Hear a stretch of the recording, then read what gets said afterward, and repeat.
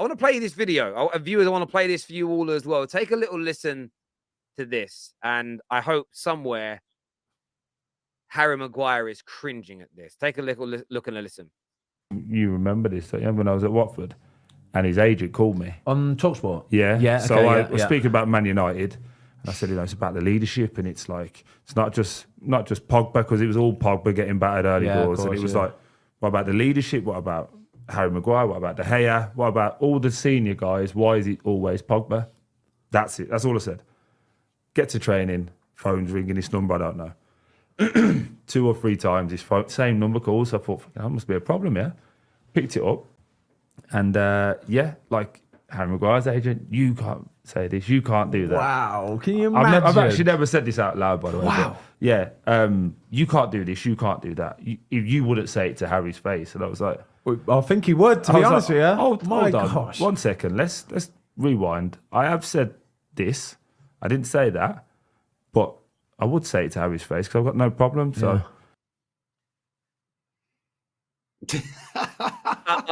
Maguire's agent phoning professional footballers to say you can't say this about Harry. You wouldn't say it to his face. I spoke long and hard about leaks, about the times when United fans are out defending Maguire, and because they're kind of like, Maguire's unhappy about being on the bench, Maguire in the Ronaldo situation. There were some leaks a couple of months ago where we were going in on him about Maguire kind of feeling kind of pushed aside, how he's been undermined at the club, and a lot of United fans are always defending him. But for me, again, that's further proof that it's his agent, and there's another clip of Troy Deeney speaking about how powerful in the football world his agent and family are, and they're always out there spinning things, telling people to shut up and don't do this. For me, the fact that he's the Man United captain.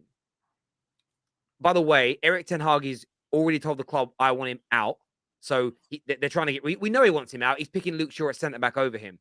And I'm so proud of Erik ten Hag because Harry Maguire, his agent and his family are a massive problem. And for me, just seeing that clip, knowing he's my club captain, it's embarrassing, mate. It's embarrassing. Who's his agent? I know his name. I'll go and find it out now, but it's embarrassing. That's crazy though. But this is the sort of thing that happens, Terry. Like people don't know what goes on behind the scenes. Like nobody knows, do they? Like this guy is ringing up somebody who's said something on radio. He's managed to get his phone number, call him up, and start giving it the big and down the phone. Does he not know he's from Birmingham? Like he'll roll up at your house. Like, you know what I'm saying? Like, come on. Like seriously, what is going on here?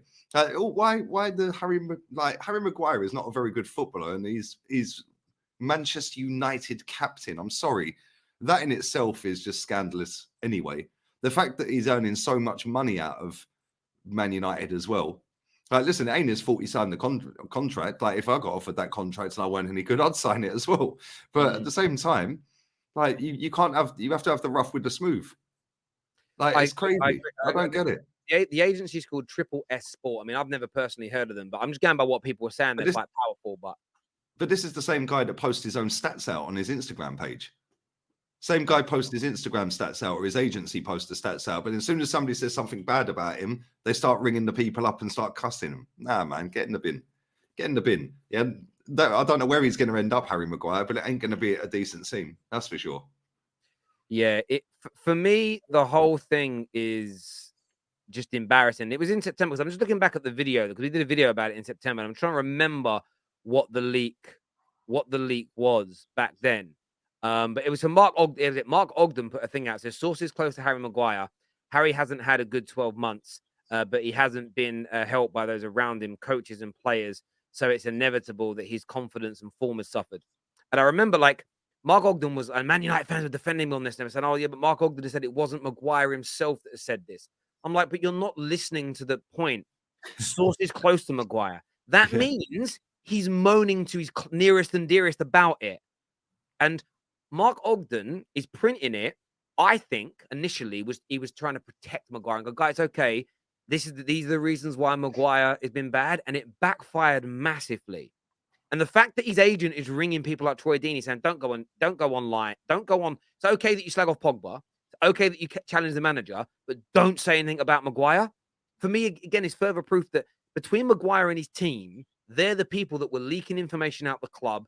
They're the ones who are doing all of this, or a big part of this. And it may not be him personally phoning up the newspapers or phoning up Troy Deeney, but if his agent's doing this and Maguire's like, what are you doing, mate? Why aren't you sacking your agent? That's the thing with when agents do things, and this is one thing that I'll be the same energy with Pogba.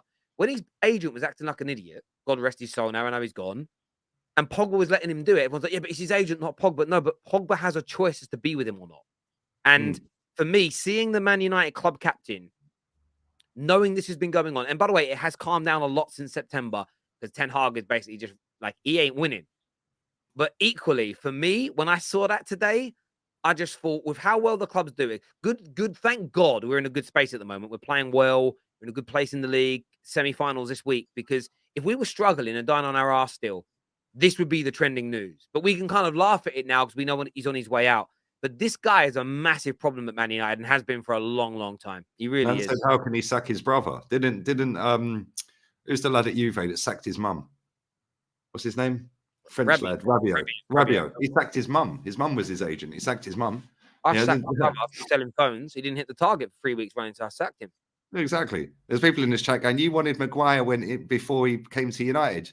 Yeah, you said he was good before United. Well, was he not good before United then? The reason he got the whole move to Man United for 80 million is because of his performances, mate. Like, come on. Like, what's the matter with you people? He got the move to Manchester United as a world record fee for a centre-back because of his performances at Leicester, where he was playing extremely well. And then he's gone to Man United and it's all gone to his head, which is maybe why his head's so big. It's bigger than Terry's. Well, yeah, I think you're right, though. I think this has gone, like, to his head. What's this here? Interesting news today that Onana has not arrived at training at Everton in links to a move to Arsenal. Ooh.